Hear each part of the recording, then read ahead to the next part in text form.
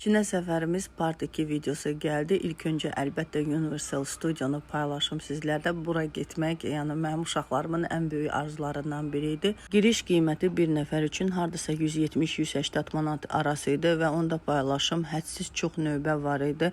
Yəni səhər saat 8-dən gedib burada növbə gözləsəniz yaxşı olar. Atraksiyonlar var ki, ən azı 3 saat növbə gözləyib minməlisiniz. Yəni o dərəcədə növbə çoxdur. Amma bu Universal Studionun tərkibində olan oteldə qalsanız hər bir atraksiyona növbəsiz girə bilərsiniz. Bu da çox yaxşı bir haldır.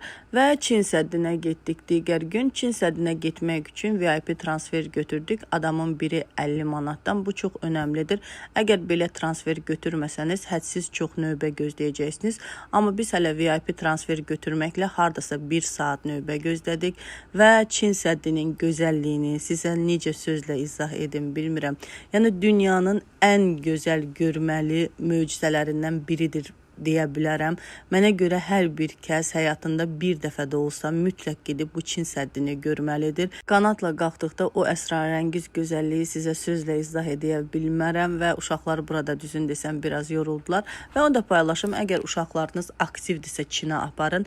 Yox, aktiv deyillərsə özünüzü yormayın. Məsələn, mənim ortancıl oğlum məni çox yordu, gəzmək istəmirdi. Amma digər uşaqlarım isə gəzməyi sevdikləri üçün rahat oldu. Geri dönüşdə də özümüz balıq tutub Çin restoranında yemək yedik, amma ədva vurduqları üçün balığı bəyənmədik. Çində hər bir yerdə robot görə bilərsiniz. Adi bir haldır. Hər gün yağış yağır. Bu da onlar üçün adi bir haldır.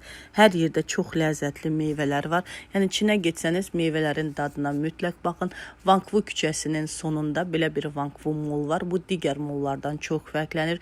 Burada yalnız Çin firmaları var və bir-iki dənə xarici firma və qeyri-adi rəngli geyimlər və bu mallın gözəlliyi tam fərqlidir. Deyərdim Pekində ən fərqli mall budur. Onu da qeyd edim, Çində restoranda oturub yemək yemək baha deyil. Məsələn, hər hansı bir fast food məkanında otursanız adama 10-15 manat arası çıxacaq. Yəni yemək yeri baha deyil.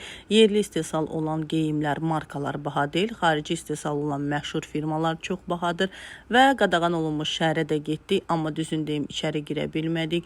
Hədsiz çox növbə var idi. Səbrimiz çatmadı. Burada Çinlilər hər biri milli geyimdə gəlib şəkil çəkdirirdi və Çində Didi taksi xidməti çox məşhurdur. Əgər 4 nəfərdən çox adamsınızsa XL taksi sifariş verin, yoxsa sizi götürməyəcək taksi və axşam Çinin küçələrini belə çirkli görə bilərsiniz. Amma səhər durduqda bütün küçələr tərtəmiz olacaq, çünki turistlər hədsiz küçəni çox batırır, amma səhərə yerdə bir dənə də zibil qalmır. Onu da qeyd edim, Pekini gəzmək üçün 5-6 gün kifayət edir.